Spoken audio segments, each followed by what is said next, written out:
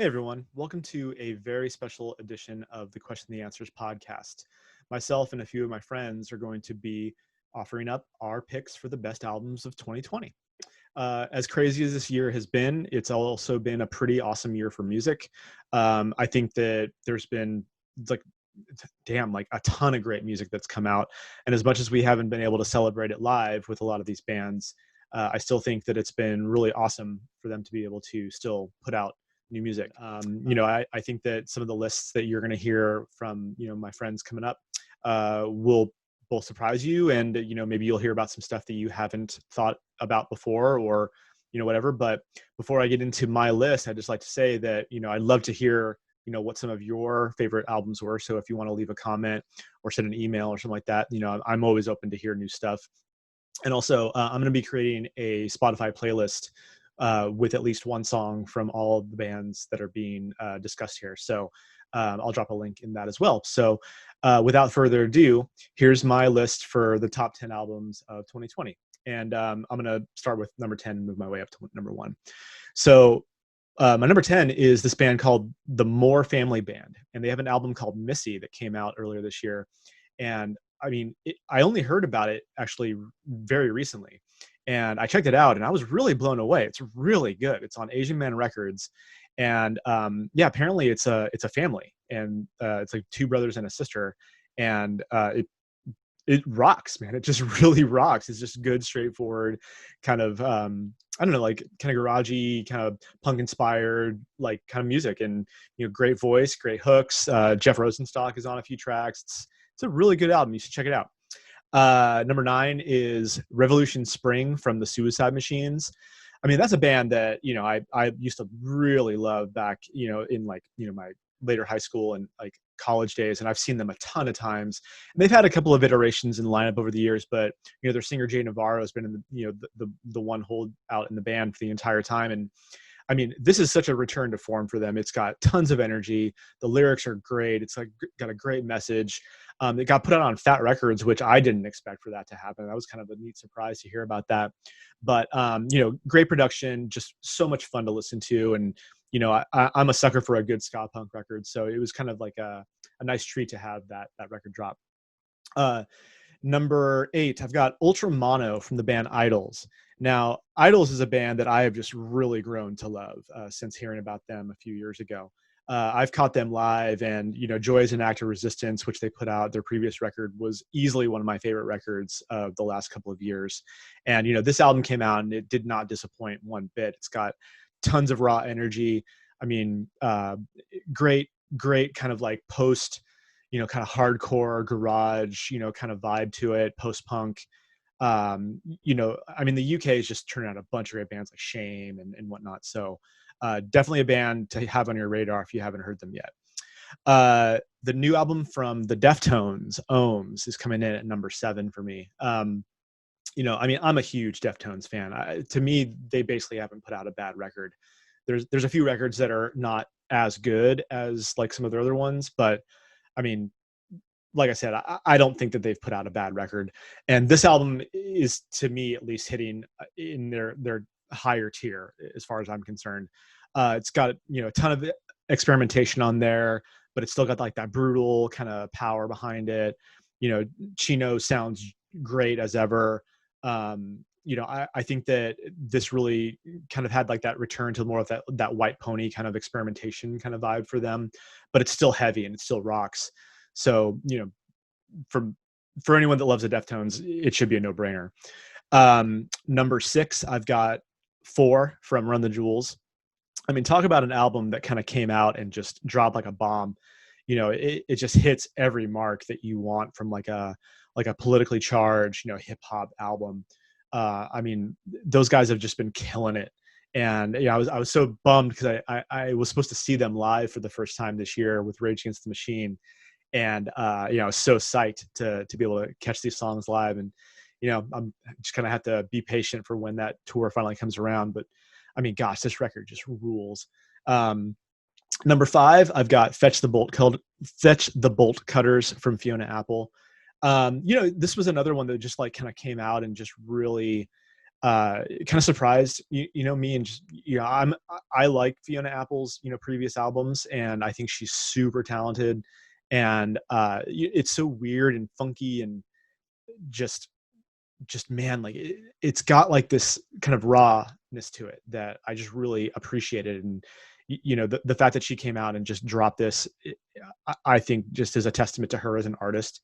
I know it's been like listed as like number one on a bunch of lists, and it's not my number one, but it's a damn good record, so definitely check it out. Number 4, I've got the self-titled debut record from the Black Pumas. And I mean, gosh, this record just is so good.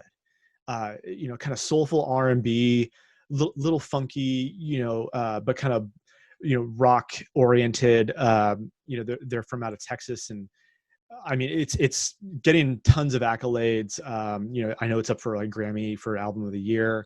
But man, if you enjoy good, like kind of soulful R&B, this is an album that you should definitely not sleep on. Great record. Number 3 is the self-titled record from Pears. Now, this isn't their debut or anything. This is, I think, their 4th album, I want to say. But I mean, gosh, this album came out earlier this year, and it's just so fun and tons of energy, kind of quirky punk rock, not cookie cutter at all. I liken it to kind of a almost like Propagandhi, meets like NoFX meets like just doing their own thing. I mean, it's just super fun. Listen to this album a ton. Definitely check it out. Number 2, I've got the self-titled debut from the band Kuriki. Now, if you're a fan of Fugazi, which I'm a huge fan of Fugazi, I've been following all of their kind of side projects or bands post Fugazi, and it's just a trio. Great songs, great record, kind of lo-fi, kind of pop sensible. And I mean, it hits all the marks for me as far as, anything that they've done, like with the Evens or, Aesthetics or any of those bands afterwards. But man, like this is just a solid debut, good songs. It's got that kind of signature Ian kind of thing going on with the songwriting. And, I've just always been into that style of writing. So, huge record for me. Definitely check it out. But my number 1, without further ado, is the album Inlet from Hum. Now, this album came out earlier this year, and it was totally dropped by surprise. It had no fanfare, no nothing. It's just like, oh, we have this record, here we go. And man, it just hits every mark for me. I'm a huge lover of that kind of 90s big sound production, lots of guitars, lots of reverb and effects and stuff. And gosh, like this record just really hits all those marks for me. And I definitely love all of their albums prior to this. Was not expecting this album at all. And I don't know if that necessarily like made more of an impact because it was just so out of the blue, but I have not been able to stop listening to this record since it came out. And I got it on vinyl, ordered it right away. It came in the mail a few weeks ago, and I've just been listening to it a ton. So, I mean, yeah, that's my list for the top albums. I've got some honorable mentions I wanted to point out though, real quick. The self-titled debut from the band Spice, which is, I mean, I wouldn't necessarily call them a super group, it's just a new band, but it's members from Ceremony, Sabretooth Zombie, Spiritual Cramp. Definitely worth checking it out. Kind of, post-punkish, kind of indie, kind of heavier indie rock. It's out on Days Records, I believe it's called. The new album from Smashing Pumpkins. I mean, I'm a huge Smashing Pumpkins fan. I know that they haven't always put out great records, but I think this is a really good record from them. I think it's, kind of a fun record for them, an experimental, little bit of like, electronic, heavy, but what they've done is I think put together a really good collection of songs that are just, got that Billy Corgan kind of sound. And, for me, I'm biased. I basically love everything that they've done. So, I liked it for what it is. This record would have probably been on my top 10 if it had actually come out prior to me making this, but I tried to hold out, but it just hadn't come out yet. But the new debut album from the band Bad Operation, it's coming out through Bad Time Records and Community Records as a joint venture. And, the first few tracks that I've heard from this album are so good. mean, it's like kind of two-tone influenced ska with like definitely like a new kind of vibe. They're referring to it as new tone, which I thought was really clever. But they're a band from New Orleans. It's members from bands like Pears is actually one of the guys from Pears is in the band. But yeah, this band is going to be one that you're going to want to look out for if you're into like ska or ska punk music at all. Definitely give it a listen when it comes out in a week or two. And I'm a little biased here, but you know, these next two albums are albums that I helped release through my record label, Sell the Heart Records. The band Roland, RLND, has an album called Zealand, and it's kind of a post-rock, post-metal instrumental, very guitar heavy album, a little bit of synth in there. I mean, this is, I really think it's a great record. I was really stoked to be able to be a part of releasing it. If you're into bands like Russian Circles or like Maserati or From Monument to Masses, I think that this would be right up your alley. So definitely check that out when it comes out in about a week. I mean, it's technically out, but it'll be out for physical order in a week or two. And then earlier this year, the queercore band from the East Bay called Middle Aged Queers put out a really fun record called Too Fag for Love. I mean, it's just a great like throwback to like that great 80s or I'm sorry, 90s, like East Bay kind of punk sound. You know, lighthearted, fun, you know, kind of low. It's not, doesn't have like a ton of, you know, sterling production on it. It's just a really fun punk rock record. And, you know, one of the songs on the album is called Gary's Making Biscuits, about a cat that does that kneading thing. And I think that's fucking hilarious and awesome. One of the songs of the year, as far as I'm concerned. I also wanted to drop a few of the EPs that dropped this year that I thought should be worth mentioning. So there's a band called Datura who are from Wenatchee, Washington, and the band is called Bury Me. Kind of post-punk, almost like, I wouldn't call it goth, but like a little bit of like that dark wave vibe going on. So definitely check those out. The band Death Tapes out of Sacramento put out an EP called Preface. And, you know, it's kind of like a post-hardcore verging on like almost like a metal kind of vibe. For lack of a better word, I'd classify them as like heavier Circus Survive or something like that. But really great band. Check them out. Another band that I'm a little biased to because I helped release their record, but the band System Restore, who are from out of Casper, Wyoming, they have an EP called User Friendly Fire. And it's just a really solid 4-song skate punk record. If you're into stuff like Agent Orange or The Descendants or Lagwagon, this would be right up your alley. And then last but not least is a band called States of Nature, who are from the East Bay. They have an EP called Light and Seed, and kind of great psych, kind of influenced garagey, kind of post-punk vibe. Managed to catch them live with Sam I Am earlier this I believe it was earlier this year, if I'm remembering correctly. But great band, great folks, and the album just is super good if you're into that kind of sound. But yeah, those are my picks, and like I said, I'll be dropping a link to a Spotify playlist that'll feature not only my list but the picks from the upcoming guests. So without further ado, on to our first guest, and thanks for listening. Kendra, welcome back. How you doing? I'm great. How about you? Oh, I'm doing great. Thanks so much for being a part of this show. I'm excited to hear what your picks are. It's an interesting year. No doubt. Yeah. I mean, it's been actually a really cool year for music, I think. I think that there's been some really awesome albums that have come out across like all the genres and, you know, punk rock included. And, you know, shoot, I'm excited because I know that you have a pretty diverse love of music. So I don't know. I'm eager to hear. So without further ado, I'd love to hear Kendra Sheetz' top albums of 2020. All right. In no actual order, because I didn't look up the order and I just wrote down a list. We'll start pop side. Lady Gaga's Chromatica. Oh my God, what an amazing album that is. Mm-hmm. That came out, I think, mid-year, or maybe it was fall. I don't know. There's no concept of time in 2020 anymore. I can tell you that it feels like it came out around May because I've listened to it so much that I feel like I got a good, like, solid 6 months out of it. Yeah. But it's really, really great. I think a lot of the things on my list are like female forward, not specifically female fronted per se, but just the fact that it's not straight white men. Getting real tired of that. I think a lot of people are. You know, just in regards to the masses. Well, Another one. shoot, there's a huge population of people out there that make art and music that are not straight white men. So Right. we should be giving them the attention that they deserve. You know? And I'm tired of changing your lyrics in my head to fit me better. Right. Another one, Dua Lipa. She came out with an album called Future Nostalgia, and it is like an 80s pop banger. I think her first single was Physical. It's the first one I heard, and I straight up thought it was an 80s song that I just happened to hear like on the radio at a weird time.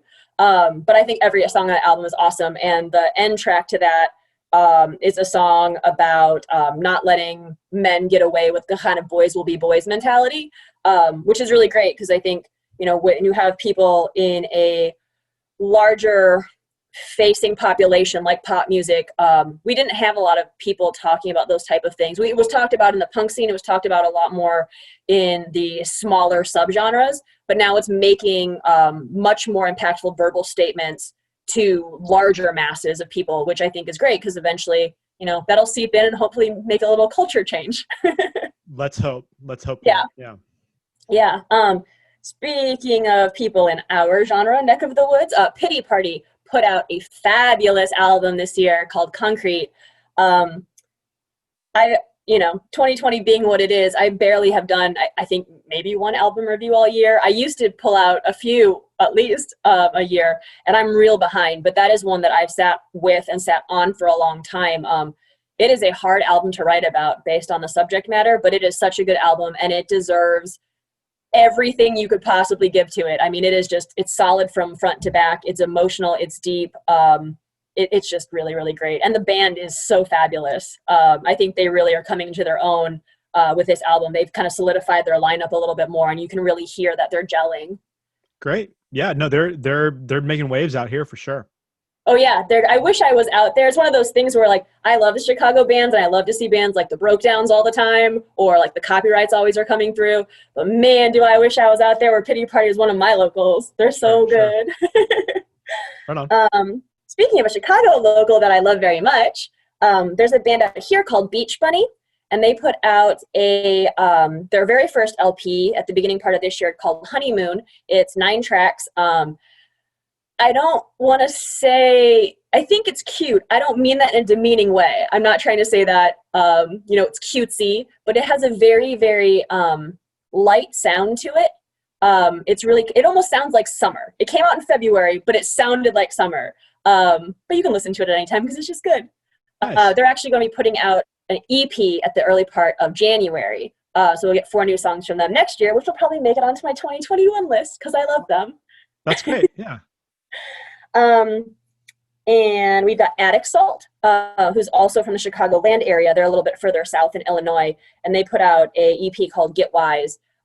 They're really, really great. They cover a pretty diverse spread when it comes to sound. They definitely have punk leanings. I would say there's a little alt indie with them too. They do alternating and overlapping vocals, male and female vocalist, and you just get a really great range of sound from them. Their songs are really, really great. Their first album was awesome too, but I think this one's again kind of coming into that sound with that second EP or second LP. My mistake. Mm-hmm. And then I don't know if the whole nation might know about this, but we have a wonderful character from the area called the Eradicator.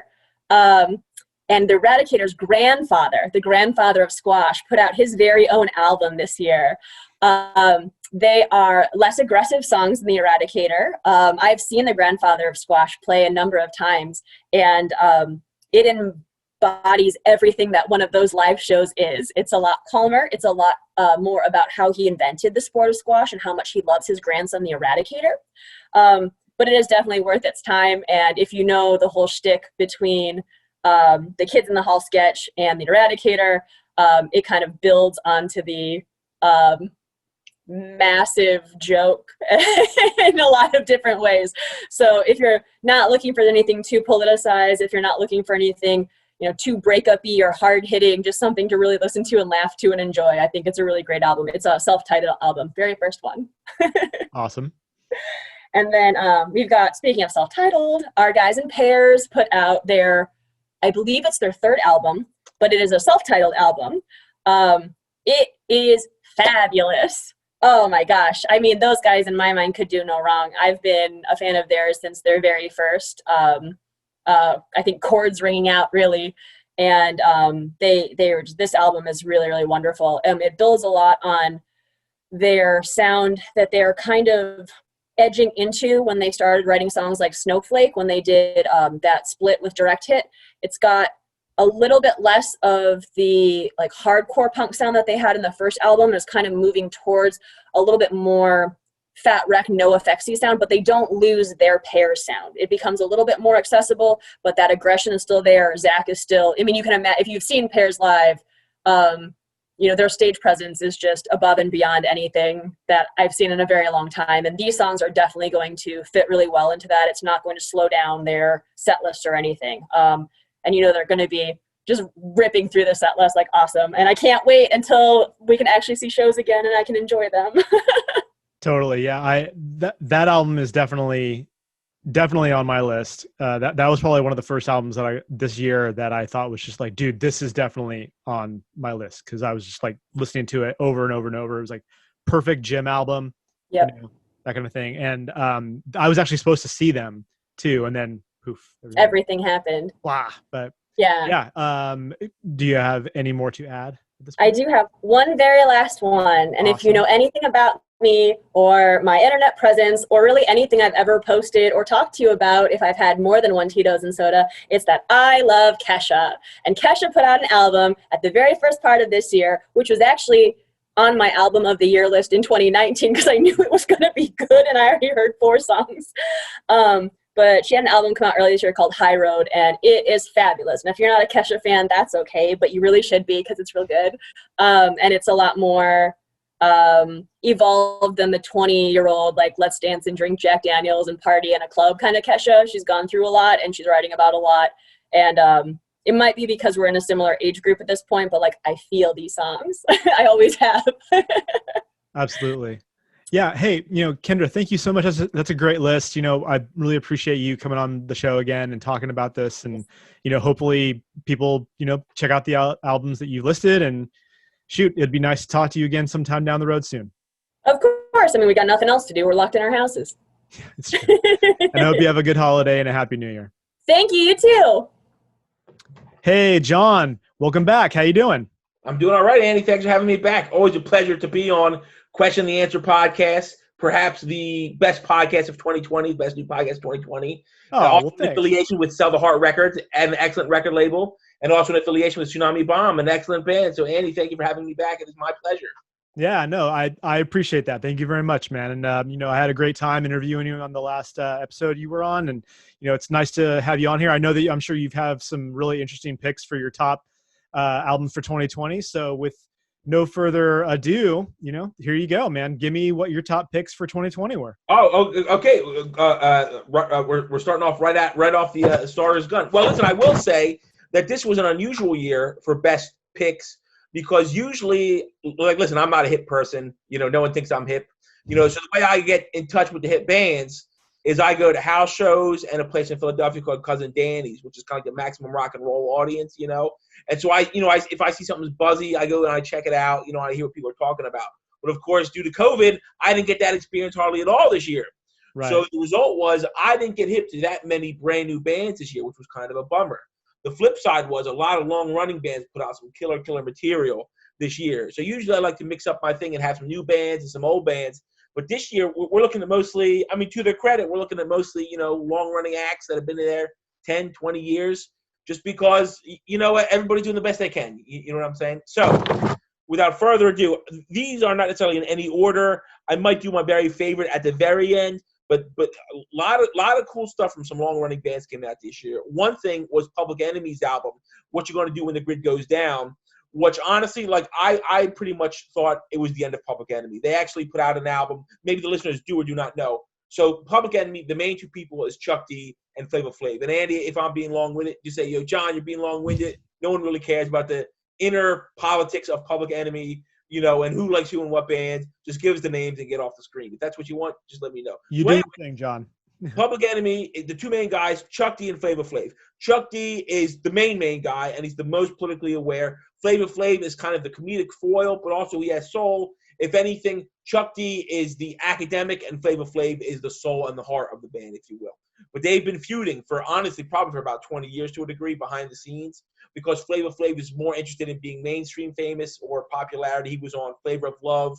He was on the show where he married Brigitte Nielsen, and it was a whole thing. And Chuck D did not like that at all. Long story short, Flavor Flav is back in the band. They put out an album called What You Gonna Do When the Grid Goes Down, which is really a remake of an album they put out about 3 years ago. It's got about half the same tracks, a couple of remakes and some classic tracks. And the interesting thing about this new version, it is mixed by a guy called C-Doc, and he mixes it like a mixtape. And honestly, without question, it's the best PE release in 10 years, maybe the best PE release since Apocalypse 91.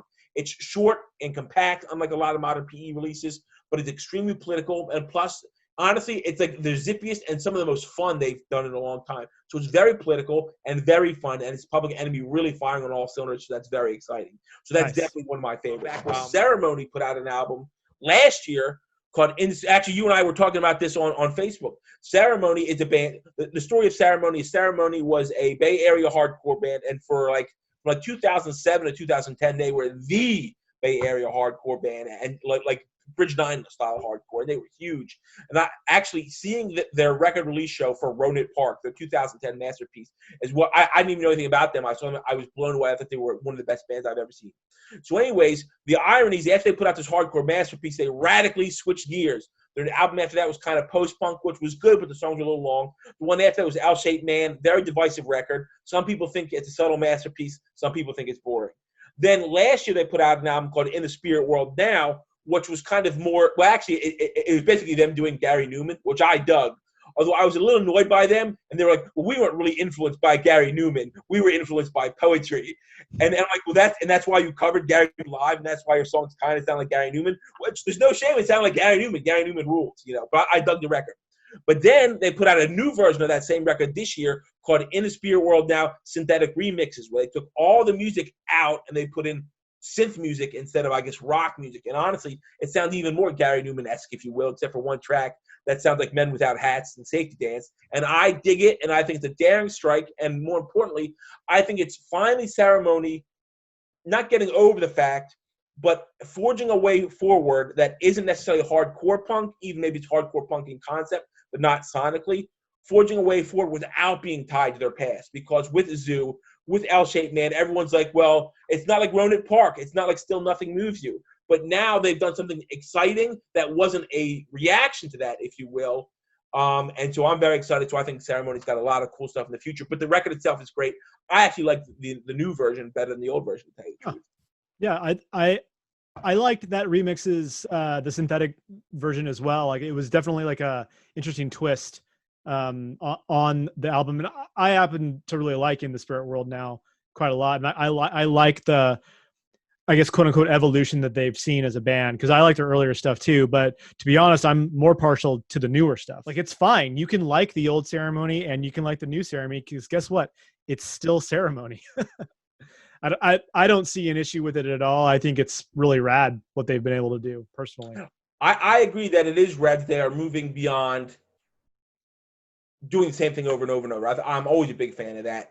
I would say the twist of that is I don't think all the experiments have been a success, but I will say In the Spirit World and the In the Spirit World Now synthetic remixes, definite success, and I'm excited for the next era of Ceremony for sure.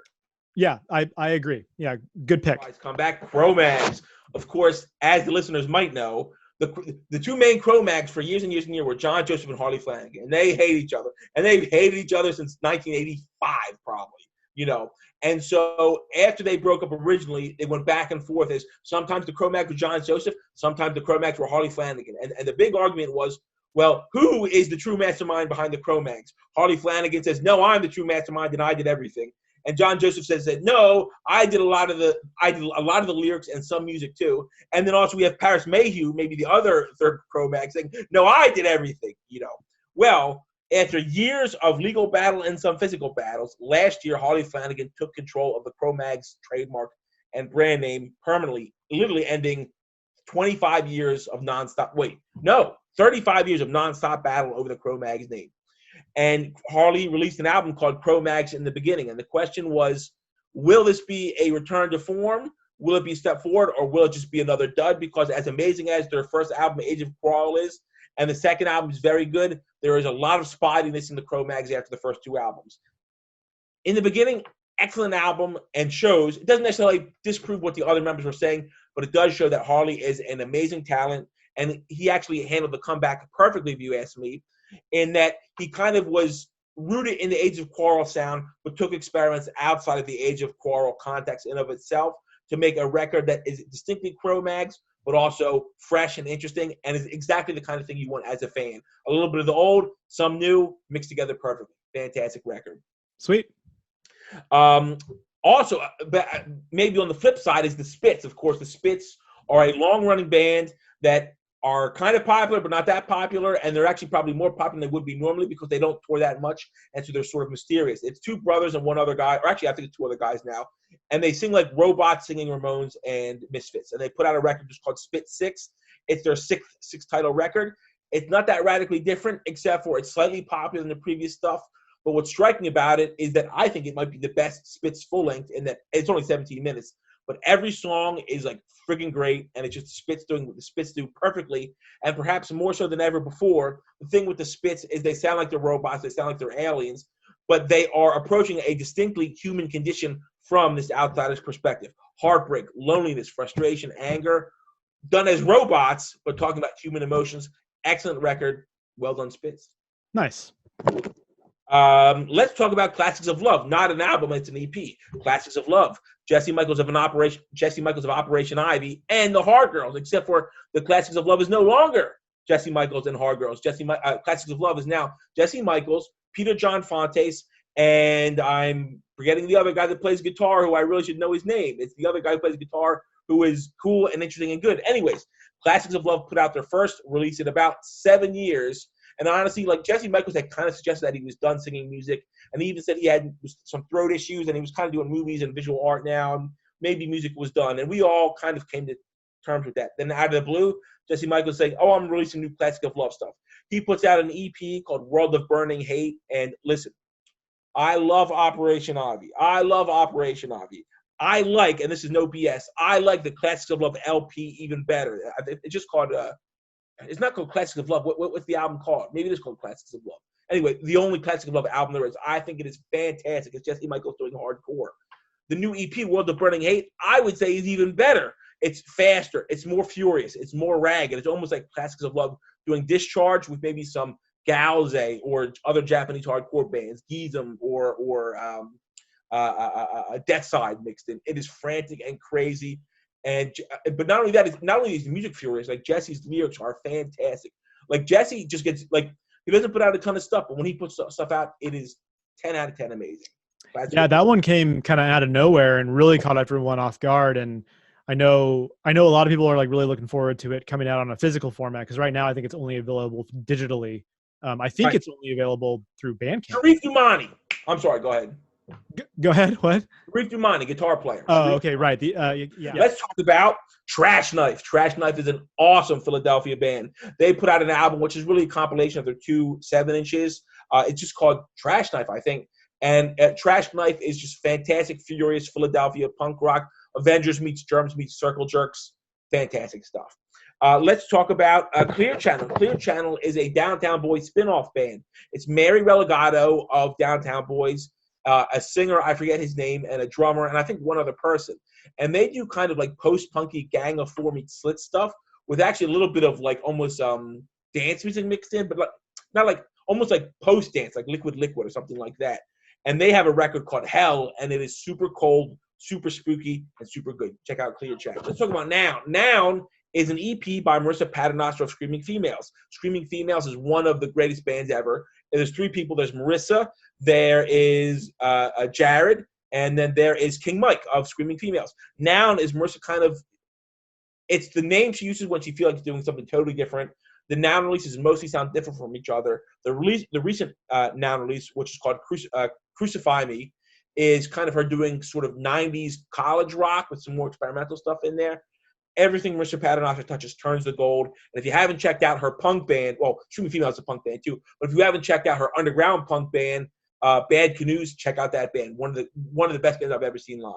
Yeah, I mean, she's such a talent. I mean, she's an amazing guitar player, great singer. I'm a huge fan of Screaming Females for sure. I mean, having seen them at Fest last year, and that was the first time I had ever had a chance to see them, I was thoroughly blown away.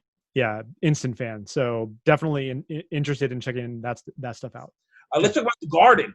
The Garden is two twin brothers, and they have had an extremely varied career. They're actually the son of a guy that was in a band called Shattered Faith, which was like a 90s OC punk band. Not one of the bigger ones, one of the medium or smaller ones. And they've put out a bunch of releases at this time. At the core, they play hyper minimalist punk that's almost like Wire. Their new release, well, actually their last release, they have an extremely amazing release called Ha Ha, which everyone should check out. I hated that first, and I kept listening to it, and I absolutely love it. It's them doing like Wire, but with some weird experiments in there too. After that, they had an album called Mirror Might Steal Your Charm, which was more college rocky. I liked it, but it was a little bit more sedate, a little bit more calm, maybe more nuanced. They just put out a new album called Kiss My Super Bowl Ring, which is crazy. It's the craziest thing they've ever done. So there's some college rocky stuff in there. There's some Wire stuff in there. But there's grindcore in there. There's these weird electronic experiments. And every song is almost like a rudimentary penized cacophony. Like every song is like 3 or 4 songs put together. And it is probably their most difficult album, but certainly the most daring. And I know they get some flack for having been a buzz band, which can be a real hindrance on a band after the buzz is somewhat worn off, which I think they might be facing that. And they get some flack because I think people think they're like too cool for school, but the only reason people think that is because they're too tall, handsome male models. And so people think they're total dicks, but when you talk to them, they're like totally normal. They're like average Joes, you know? And so they get so much unwanted hate. And I think it's because most people aren't as punk as they think they are, and that the Guard is weird and radical and freaky. And if they just, wore flannel and sang about drinking whiskeys and friends, people would love them. But because they're weird and freaky and next level, people get scared by that, and they hate them by default. The Garden is an astoundingly awesome band, and their career to date has been interesting. Their new album, maybe their best, certainly the most difficult, but also perhaps the most interesting and the most rewarding. Let's talk about World Inferno Friendship Society. They put out an album. Actually, it came out this year, at the end of this year, or the tail end of last year. It was unclear. The digital version came out before the physical release version. This record is an interesting record because the two main World Inferno guys are Jack Terrycloth and Scott Hollingsworth, and they started World Inferno. And Scott has quit and rejoined World Inferno about 3 or 4 times at this point. The new album is called All Borders Are Porous to Cats. Fantastic record. However, it was recorded at a time when Scott and Jack weren't really even talking to each other. And also, Scott Hollingsworth, there's like 10 people in World Inferno. And amazingly to me, you would think that Jack Terrycloth, the main guy, would do like a Danzig, and I wouldn't even fault him if he did. He'd be like, this is what we're doing. We're doing A, B, and C. And if someone said, well, what if we do D? You're fired. That's the Danzig style. And I don't even know that's a bad style because those first 4 Danzig records are amazing. The Misfits records are amazing. Same Aid records are amazing. Sometimes one guy has the dynamite vision, and you just have to effectuate that. You would think that Jack Terrycloth, who has the biggest stake in World Inferno, would be like it, but he's not at all. The new record is a total group effort in that this person contributed that, this person contributed this.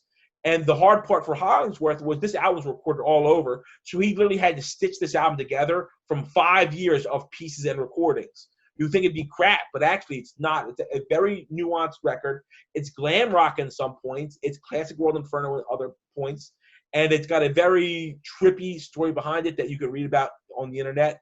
But perhaps against all odds, it's a great record and definitely one of the better ones. I was very psyched to hear it. So I'm excited about that. Nice. KRS-One, the most dangerous MC. And this is, he put out a mixtape with Kid Capri called the Block Party Mixtape. And what he did is he took a bunch of beats from the set. Well, Kid Capri took a bunch of classic era beats from the 70s. Old Sugar Hill Gang beats, old beats by like Funky 4 Plus One More, old beats by Curtis Blow, and he like rapped over top of these beats and like 1 20-minute nonstop rap. And it is KRS-One just excelling. Like at this point, he's got nothing left to prove. And honestly, like he's put out he puts out about an album a year, and he never puts out a bad album. But some of the albums are a little bit underbaked, and you kind of wish he put a little bit more work into them. This mixtape is off the hook. It is like, it's just him on fire for 20 minutes straight, just going bang, bang, bang. Let's see here. Let's talk about second to last one, Jello Biafra and the Guantanamo School of Medicine, another surprise kicker. And here's why. People know Jello Biafra, lead singer of the Dead Kennedys. He hasn't put out an album for about 7 years, I think. The Jello Biafra and the Guantanamo School of Medicine songs, the albums prior, are all good. The songs are a little long. Some songs are 4 and 5 minutes. Maybe they could be 2.5 minutes long. You know, they're all fantastic, but maybe a little bit of editing. The new record, which is called Tea Party Revenge Porn, which by its very nature is out of date upon release. And I'm still not exactly sure what he was going for with that title. I think what he's saying is that the alt-right or that whole thing is like the revenge of the Tea Party, I think, you know. And the whole album is basically about Putin and Trump and stuff like that, except for when he goes personal. There's a couple of tracks where he talked about what's inside him as opposed to politics. And those are always my favorite Biafra tracks, because Biafra is such an interesting guy, but he talks about outside things a lot, but he really doesn't talk about who he is, and he's an extremely weird, interesting person. And so on this record, he does both. And not only that, though, what's amazing is the record like rips so hard, it shreds like a thrash album. This dude is like 62 now, which is not ancient, but that's no spring chicken. And he is like tearing it up, and the band is tearing it up too. Ralph Spite on guitar, Chemo Ball on bass, I believe. I think one of the drummers from Nick Turner's band is on drums. Awesome, awesome band. What was interesting, though, is they actually did 3 pre-release singles, and they kind of sucked, honestly. And people were like, oh, I'm not psyched about this album. The reason was because they were unmastered mixes, and Jello, like, really, I think the word on the street was that Jello just, like, was really excited to get stuff out there, so he wanted to get stuff out there. And so people were kind of underwhelmed because the songs didn't have that much punch. But once they were mixed and mastered properly and they were on the album, like, this song is incredible. So I don't usually get that hung up on production, but it just goes to show how important production can be. Anyways, the new Jello album is amazing, and it's without question the best GSM album. I would say it's within the realm of his best albums as a whole. Plastic Surgery Disasters, Fresh Fruit, Sig Howdy with the Jelvins. I would put this one up there. It's fantastic. Yeah, I know a lot of people, to your point, were really eager to hear it. And whether or not it wasn't met with as good a fanfare as they had hoped, what I do know is that it ended up selling out. Like, as far as I know, the vinyls sold out. I got one more. One more. Okay. Tsunami Bomb that recorded an EP this year, and they re-recorded some old tracks and did some live bootleg style tracks. And let me tell you, man, Tsunami Bomb, definitely a band to look out for. Great album last year. Bright things in the future. I'm psyched for Tsunami Bomb. Oh, well, thanks, man. Yeah, I mean, we put together that 2-song. Well, it's 4 songs, and 2 of which are re-recordings of older tracks, and then 2 of which are bootlegs from a show that we were in. But yeah, man, thank you so much for the kudos. We appreciate it. My pleasure, and thanks for having me on the show, Andy. I appreciate you doing a great job with the podcast, great job with the record label, and a great job with Tsunami Bomb. You're killing it. 2021. Thanks, that's going to be the year of Andy. That's what I'm foreseeing. The year of Andy. I love it. Nola, hey, John, thanks so much for being on, man, as always. And I look forward to talking to you again down the road. Here's my pleasure, Andy. Rob, how's it going, man? Welcome back. How you doing? I'm doing good, man. How are you, man? I'm doing well, man. You know, happy end of the year. We made it. I mean, we made it through. Exactly, man. Yeah, we somehow made it through. You know, this was obviously a year that we're all going to remember, of course, man. Right? It's true. I mean, I think we're going to try our hardest to forget it, but it'll be there. But exactly. Yeah, man, it's been a wild year for Wiretap Records. I mean, congratulations on all the success, and like, you know, I'm looking forward to seeing what you're going to do in the next year. I know everyone's really excited about all the bands you've been working with, and I know you've already made a couple announcements. But really, without further ado, you know, I'd love to hear what your top picks for 2020 were. Cool, man. Yeah. So this was, it's always hard to narrow down just 10, man. And at the same time, it's also kind of one of those things where, like, I feel like with a lot of us, either you're out of work or you didn't, you know, you work from home. So with me, in my case, like, I didn't commute a lot. And I feel like I missed a lot this year because the big time frame for me or the big time that I listen to music was on my commute, you know? And I still feel like I missed a lot, but without further ado, I'll start with my number 10. It's Phoebe Bridgers, Punisher. You know, like, I'll admittedly, like, I've never been a huge singer-songwriter-ish kind of fan, but you couldn't have missed, you know, just her, you know, her music in general, you know. And I think I was familiar with her music from her first record or last record. I forget what it's called, Strangers and something. Strangers in the Alps, I think. And then when the guys in Spanish Love Songs covered Funeral about a year ago or so, I kind of dove a little bit more into kind of her catalog. And this record just kind of came, I think all of us were kind of very reflective this year, with like more like, music that kind of made you feel something. So this record just kind of just hit home for, being at home and kind of reflecting on what the hell is going on in life right now, right? So Phoebe Bridgers is my number 10. Album's called Punisher. Number 9. I think this album, I don't know when this album came out, but I remember it coming out early in the year. Like, I want to say May or June. It's Strike Anywhere, Nightmare of the West.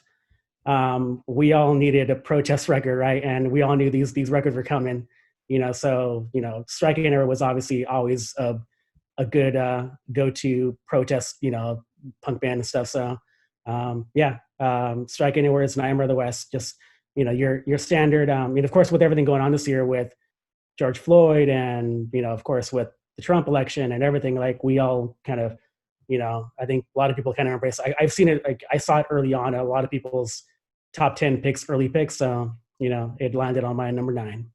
Cool. Where am I? Number 8 now. Yeah. Number 8 is Dikembe, Muck. I don't have a lot to say about it. I've always been a fan of Dikembe.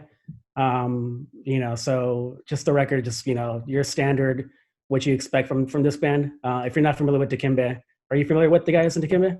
I don't know them, but I definitely heard the band and definitely know all about them. Yeah. Just, if you did kind of like that, that Florida kind of like DIY punk, those guys are kind of like, I'd say kind of the champions of that scene, so Dikembe, Muck is my number 8 for the year. Yeah. So my number 7 is a artist out of Miami called Jason Joshua and the Beholders. Album's called Alegría y Tristeza. And, I think, switching it up a little bit kind of from the norm that, my past picks, I think, Andy, I think you knew also that like this year I started an imprint label called My Grito that aims a little bit more towards, helping, Latin artists. And, I think that kind of inspired my musical listening this year. So I came across Jason Joshua and the Beholders a few months ago. I think the album came out in October, or even September. And just, it's Latin funk with kind of Latin soul, but done kind of like with a little bit of elements of Motown and kind of, like Latin soul, kind of like, are you familiar with that artist or that song, Santo and Johnny from La Bamba? Sure. Yeah. Sleepwalk, think of things like that, but with a little bit more Latinish kind of modern feel, so it's definitely something you should check out. It's called Alegría y Tristeza by Jason Joshua and the Beholders. My number 6 is Touche Amor, Lament. Touche is just, if you're not familiar with Touche Amor, start with their last record before this one called Stage 4.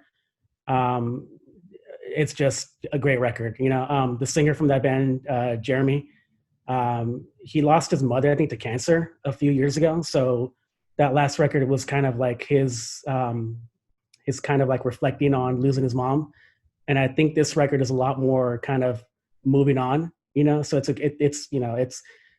I'm not very eloquent with kind of describing kind of how records kind of make you feel in general, but this record is definitely a reflective record for not only for me, of course, if anyone has ever lost anybody can listen to this record and kind of feel like, all right, that last record was my tribute, kind of like reflecting on losing somebody. And this one's definitely like hey, there's hope, and it's moving on and that kind of thing. So it's definitely one of my top picks of the year.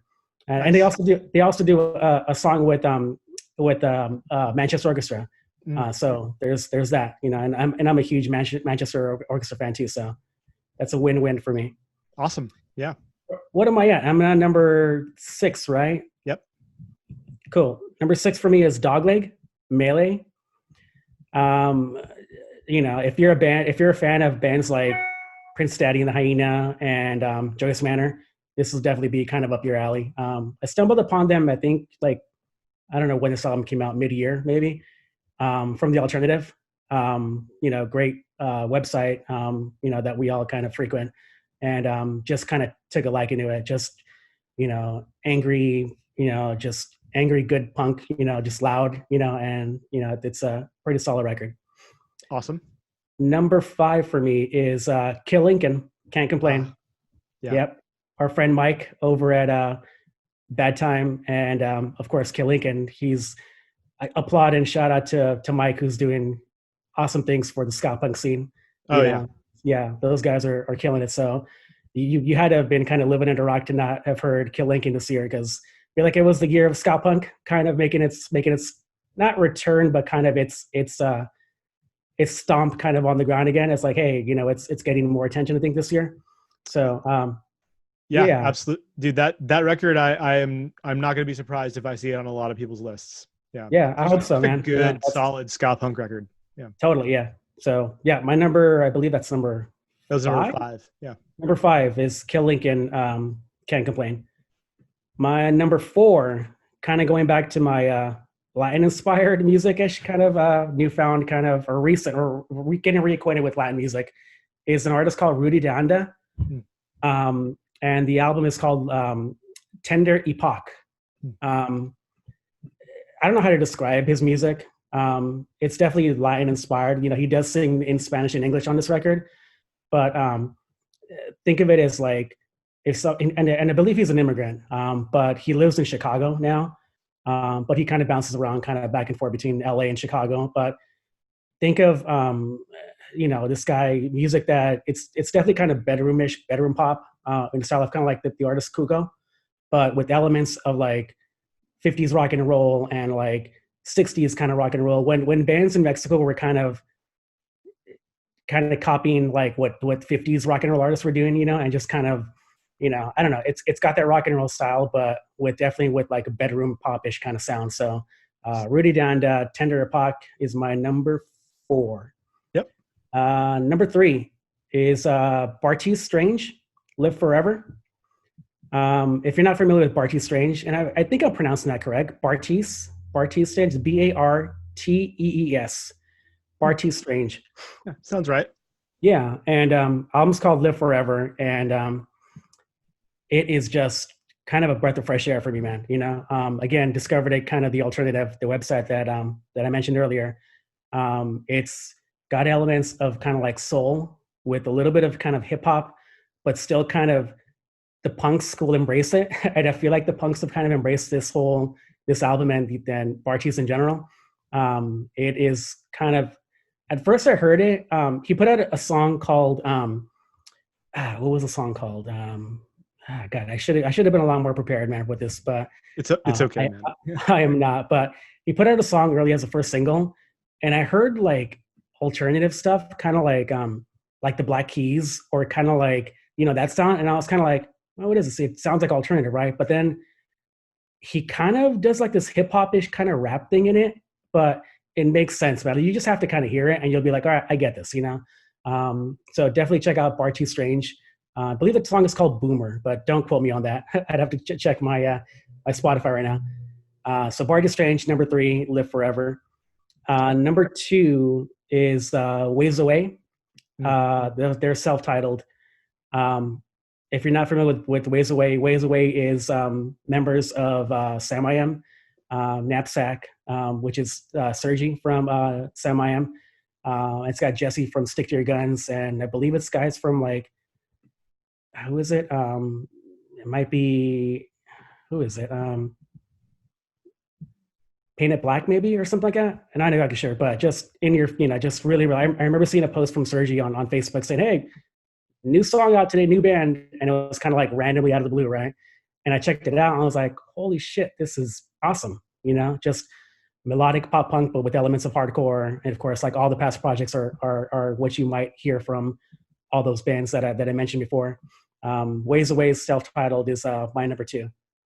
Awesome. Yeah, I remember hearing about that. It being like kind of like a super group, so to speak. Yeah, and that's what it is. Yeah, it's with members of Stick to Your Guns and Sam I Am. I was all in. Sure. So, and of course the music held up. So cool. My number 1. Let's hear it. Yeah. I think you might expect, because I have a history with my friends with these guys, but Spanish Love Songs is my number 1. Brave Faces Everyone. Even if I hadn't worked with the guys early on in their career, like this would have been my number one, man. You know, like this album came out in February, and I knew early on, I was like, this is going to be my number one. And just from seeing everyone and just people, you know, post their you know, my feed is nothing but seeing people kind of posting their Spanish love songs as their number one. So I think it's going to be a contender for a lot of people. But just, you know, I think now even more after what we've been through this year, you know, I think this album kind of reinforces kind of everyone's kind of, how do I put it? Kind of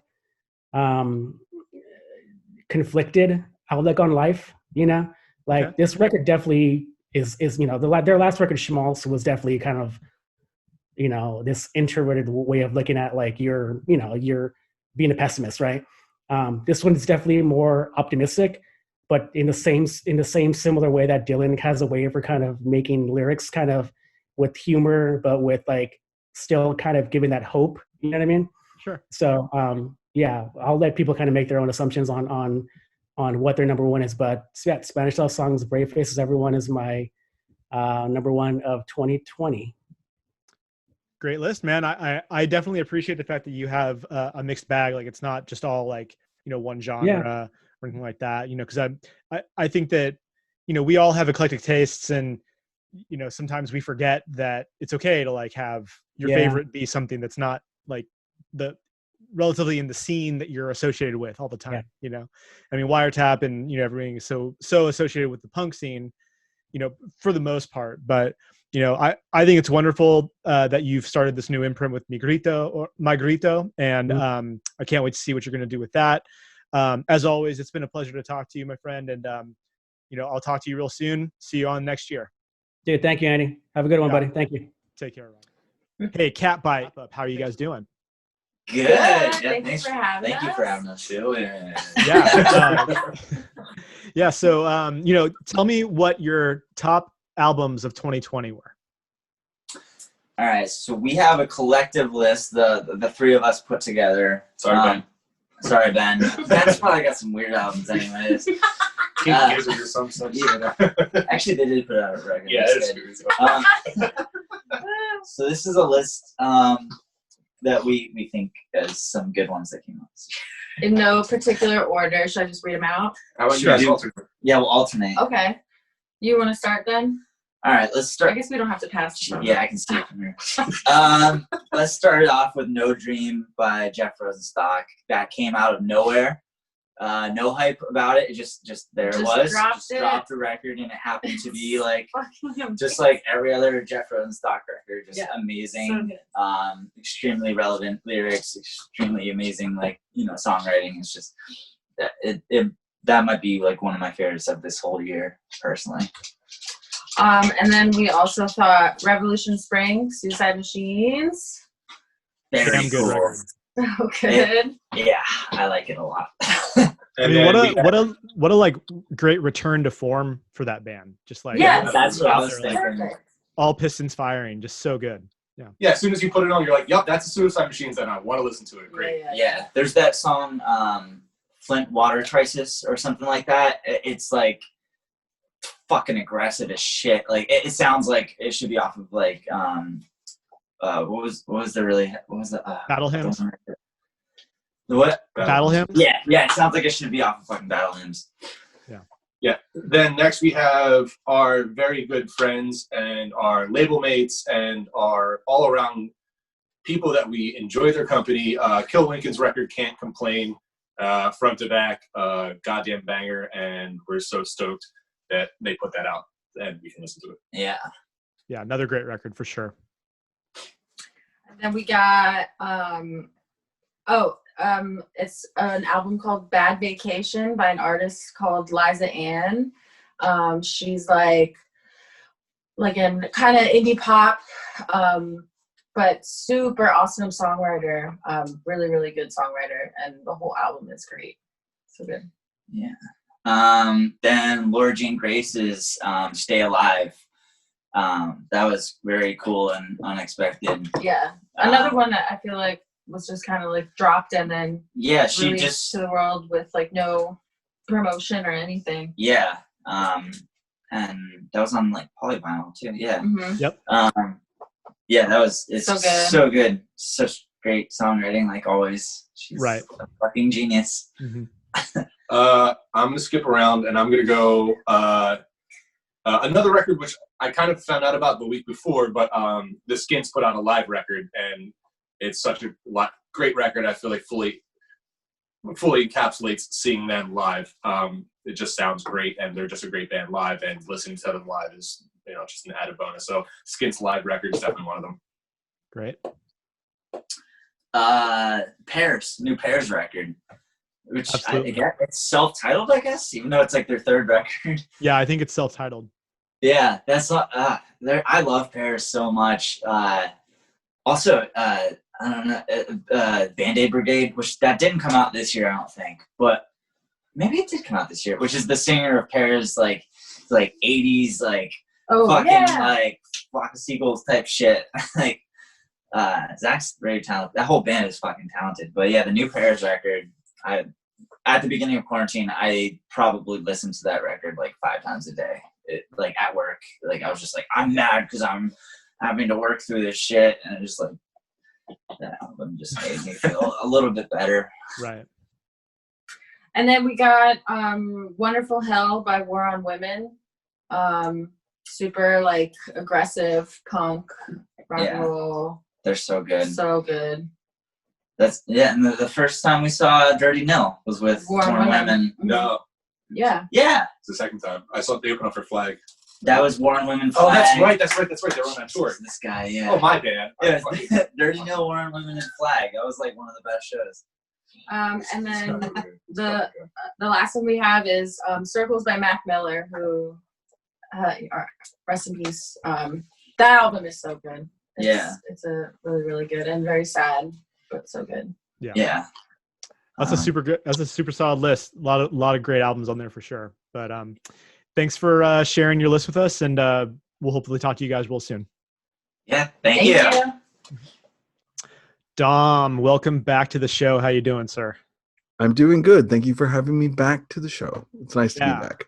Yeah, dude. Happy we made it through fucking 2020. I mean, dude, dumpster fire of a year. Seriously, longest year ever. But congratulations on the show. It has been really good. I'm really impressed with your podcast. Not that I expected anything else, but like, congratulations, man. You made a podcast. This is a great show. Yeah. Well, hey, man, I got some inspiration from you. You've done such a great job with your podcasts, and it was kind of cool to make this thing happen. So it was great to have you on as a guest. And it's like a non-musical solo project. Yeah, I mean, to a degree. Not really making an album. You're just making your own little project. Well, it's nice that I've been able to just kind of do this and turn it into my own thing. And, I'm not reinventing the wheel here at all, but, I feel fortunate that I've had a chance to, have some great conversations with people that I both know and some people that I have gotten to know, through this. Yeah. And hell, it's given me something to do during this crazy downtime we've had. So yeah, no kidding. I would encourage anyone who wants to try to do it. But it's funny you say that I inspired you, because you've inspired me to get off my ass and finish out a bunch of episodes I'm sitting on for 3 gigs. So thanks for that. Yeah. Well, and not for nothing, that's my favorite podcast that you do. So I'm looking forward to seeing more of that.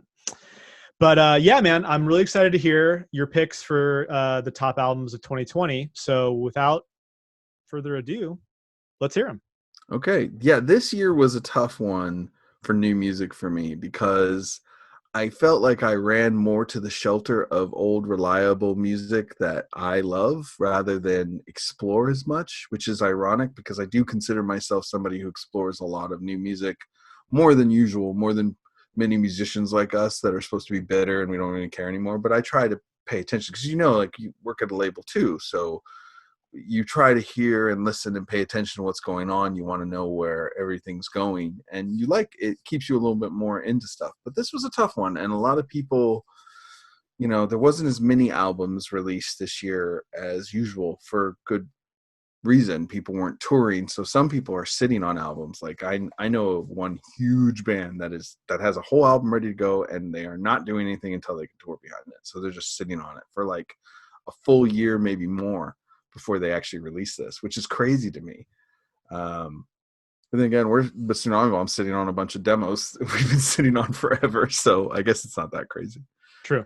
But let's see. I did a top 10, but it was a little tricky for me to get everything. I couldn't remember stuff, so I really had to research this. But at number 10, I put "Stay Alive" by Laura Jane Grace. I think that's I really respect and enjoy her. But I'm not like a massive fan, but I really enjoy every solo album. And I think this was a great effort. I'm kind of grossed out by the cover, but I like the music. So I think it was really solid. So I think it's a solid number 10. Number 9, I put "Good News" by Megan Thee Stallion. I think it's a great rap album. I think she's amazing. I mean, man, she's kind of badass. Like, somebody had to try and shoot her in the foot, and she took it and still rocked out. And I actually saw her on Saturday Night Live when she performed, and she's wearing heels and everything. And like, I was like, there's a lot of small bones in that foot. So she's clearly a trooper, but I don't know if you've listened to that album, but it's a great rap album. She's got a great approach. I think she's an artist that like worked hard for a long time, but it's kind of exploded, and it's deserved. I think it's cool. Nice. Number 8, I'm actually going to give kind of a shout out to our tour manager, Charlie. I'm going to put "Transmitters" by Steadfast Houston, or HTX. This is a really good old school street punk kind of record, working class, like gravel vocals, but really catchy. Great drumming, Charlie. Great drumming. But I think it kind of went under the radar for a lot of people because this is like their big, this was Charlie's first album with the band.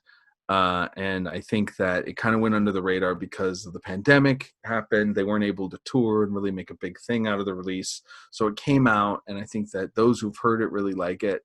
So, I mean, if you like that, like Street Dogs, a bit of Dropkick Murphys without the Irish, like you like the working class, gritty street punk stuff, like I think you'll like this record. And I mean, I genuinely like it beyond the fact that the drummer is one of my best friends, but it's a good record and it deserves to be included. Yeah, I agree. It's a great record. It is. It's just a solid workhorse of a band putting out a solid workhorse of a record. You know what I mean? Like, it's definitely solid. Great start, but I've always liked stuff that Charlie does. Number 7, I'm going to put a Alternative Tentacles Records artist. I'm going to say "All Borders Are Porous to Cats" by the World Inferno Friendship Society. I really love this album. I love this band. They are chaos incarnate, but they're wonderful people. Their manager is a wonderful person, Bill Cashman, but the whole group is just great. And this album was, I think, a really great return to form. Because I don't feel like this Packed Funeral, their last album, was a bad album. It was a great album. I really loved it at the time. But this felt like World Inferno really came into their own and really put out a strong material. And Alternative Tentacles was really excited about it. And it sold really well. Like, it really did. We were really happy with how well it did. And the only thing that got in its way, again, was the pandemic. Like, their touring stopped. But World Inferno was working behind this. They were putting together. The songs are solid. People are loving it. Watching them live was great. This is a really good collection of material. And I really recommend people checking it out because it's kind of different for most punk rockers, even older punk rockers. You should listen to this band. This is like a voodoo cabaret with a punk rock. It's a punk rock voodoo cabaret. I mean, it's just different, and it's worth it. It's worth checking out. Yeah, I'm definitely sold on that band after having seen them live. Yeah, just incredible. When we got to play with them, it was so fun. They were so good at the Tentacle Fest. Absolutely. My 6, I guess, is "Welcome to the Machina," LA Machina 7-inch. It was a debut by a brand new band that came from former members of the Darts and Susie Moon from Turbulent Hearts.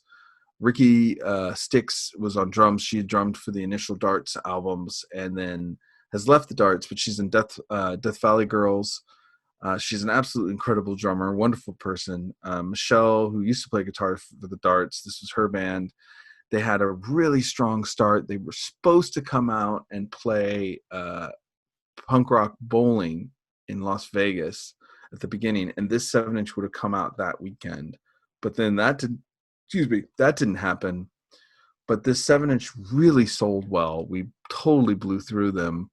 And it's kind of a tragic pick because it was supposed to be the beginning of something new, but the band is broken up and is done, and they've all gone their separate ways back to their own bands. I mean, check out Turbulent Hearts with Susie Moon. Check out Death Valley Girls' latest album. More on that in a second.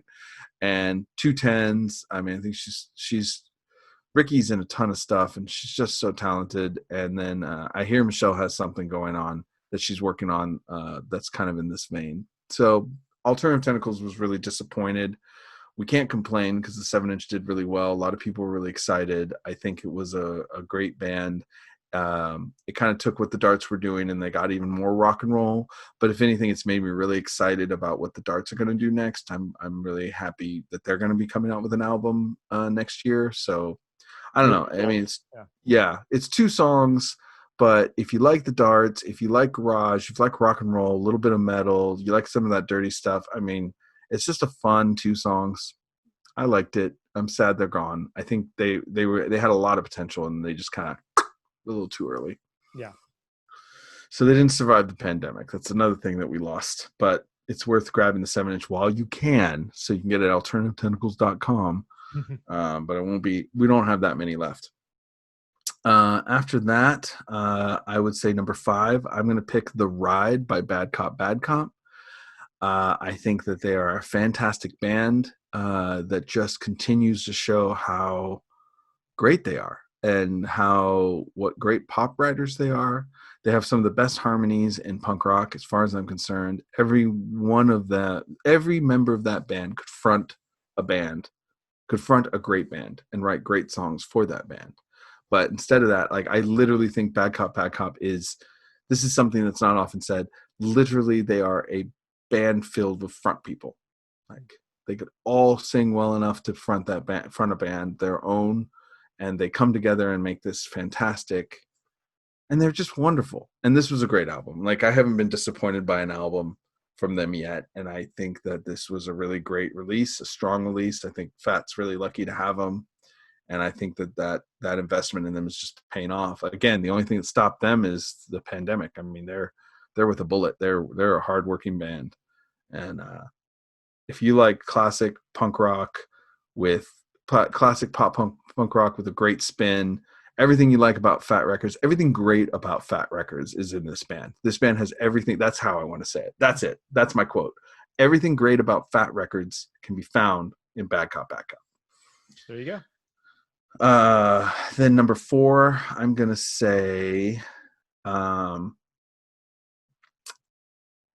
this is where I could shuffle around. These next 4 could actually be, it's like a 4-way tie for number 1. Any one of these could be number 1. Sure. So it's just a question of what I'm gonna put out, what I'm gonna say first. I'm gonna say number 4 is Tea Party Revenge Porn by Jello Biafra and the Guantanamo School of Medicine. This album is not physically out yet. It will come out in March of next year, but digitally you can hear it. He wanted it out early because of the election. And if you wanted to hear Jello Biafra really tear in to things like only he can do, this is the album for you. And I will tell you this is the most Dead Kennedys Jello Biafra I've heard since Dead Kennedys Jello Biafra.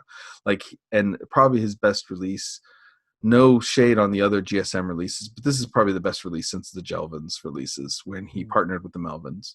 I mean, it is just solid, back to front. Like, he just tears into stuff, and he does not sound like he's in his 60s. And I'm not just saying that because I work with him. I mean, I truly believe that this is one of the best things he's put out. And it actually makes me excited because, you think as a musician, I think you'll understand, you think you get older and you lose touch and maybe you start wondering if you should keep doing this or anything. And then you see someone like Jello Biafra who just shows you why he's such a great artist and why he just tears in, it's like he comes out in his 60s with something like this. It's fantastic. And it's selling really well. You can pre-order it still at alternativetentacles.com.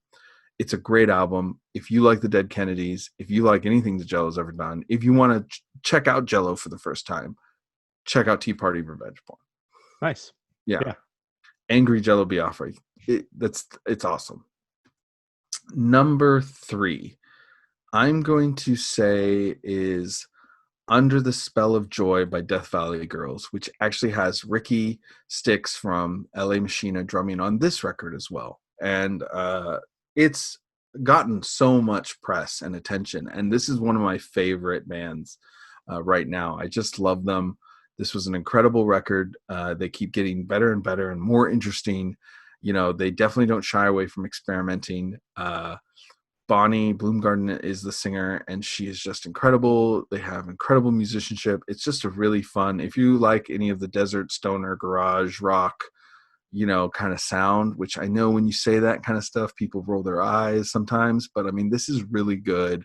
They're really interesting. Suicide Squeeze is so lucky to have them. If I could steal them, I would totally steal them, but like Suicide Squeeze knows what they have and will not let them go, and I don't blame them. You'd have to pry Death Valley Girls out of my cold dead hand too.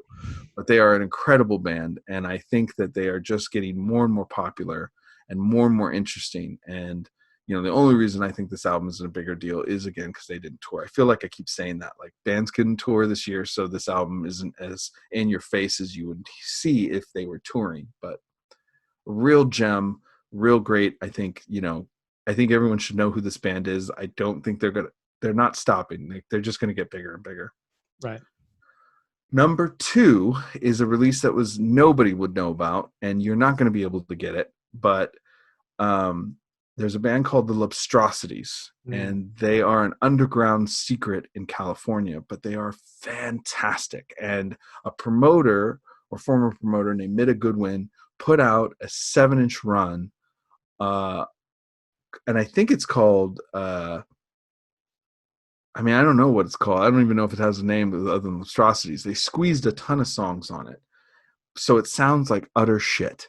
You know, I don't know if you remember, Andy, that people were giving a shit about squeezing 4 songs on Still Standing and making it a 33 RPM 7-inch, because nobody wants to do that anymore, even though that's how everybody did stuff in the 90s. Right. And the early 2000s. If you had a 7-inch, you crammed as many songs on it as possible. But nobody wants like I mean, everyone gave a shit, from Jello to the Pressing Plant. They're like, 33, 4 songs, what are you doing?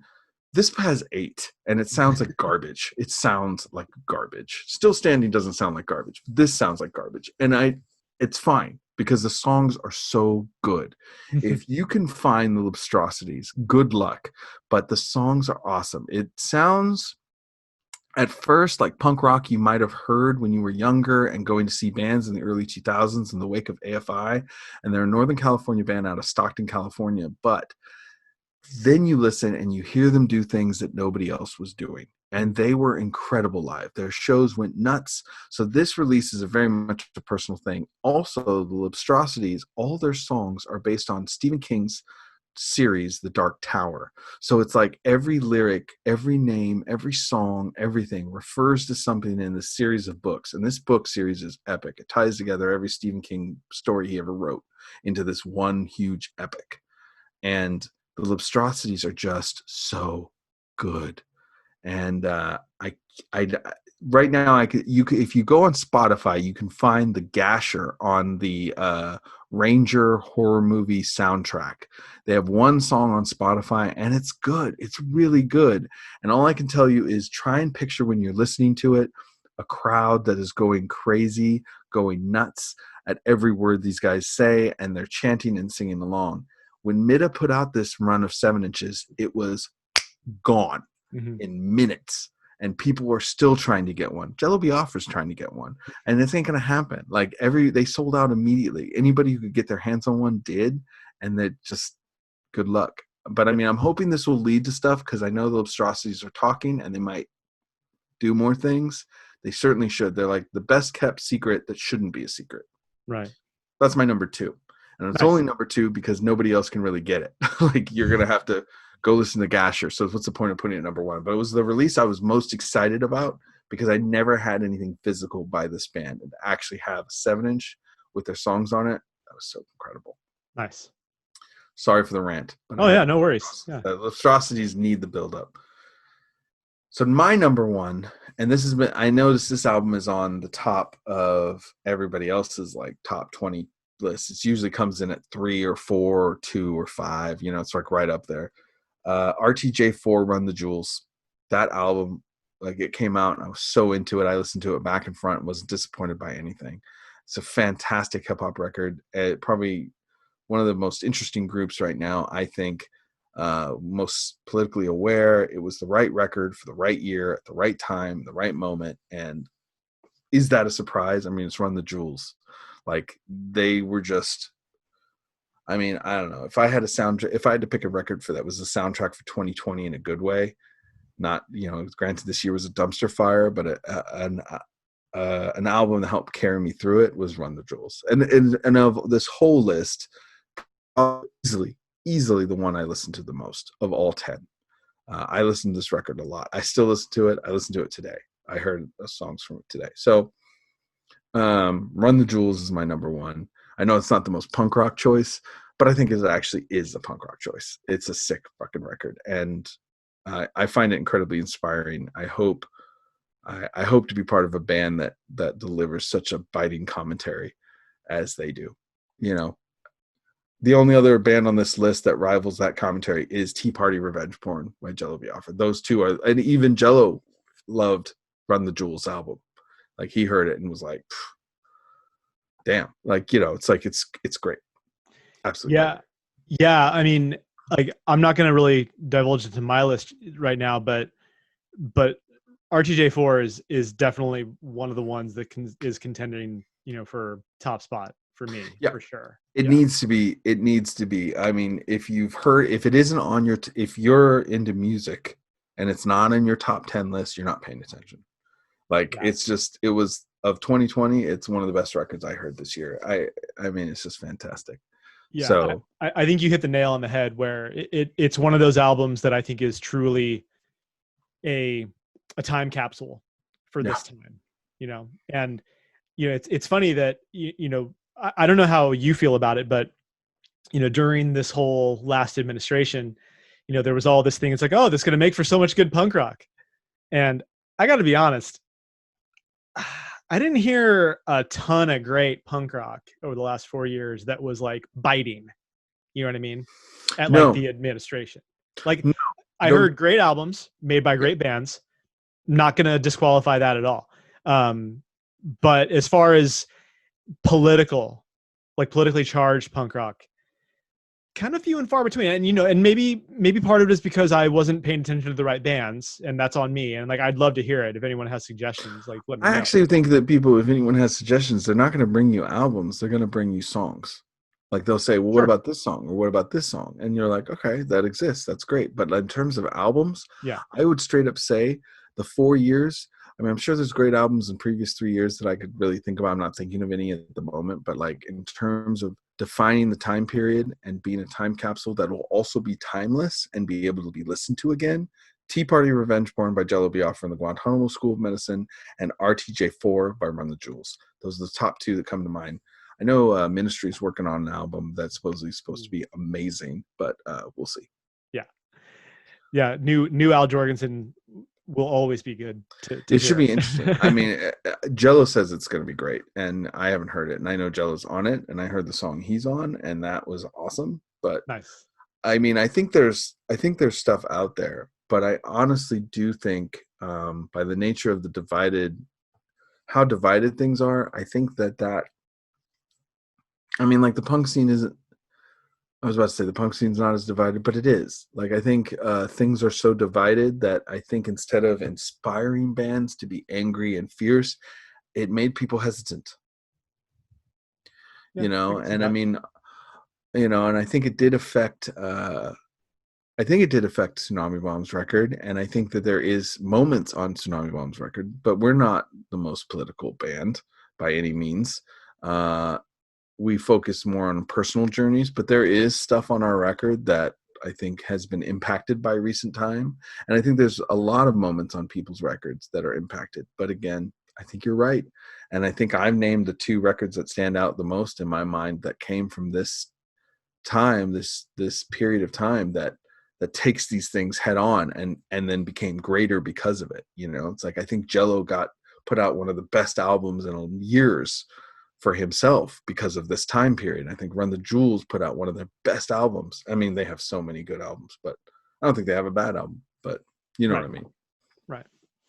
Well, hey man, I think that's a great list, and I appreciate you being on the show and offering it up to the people, and hopefully some people will check out the albums that they don't know about.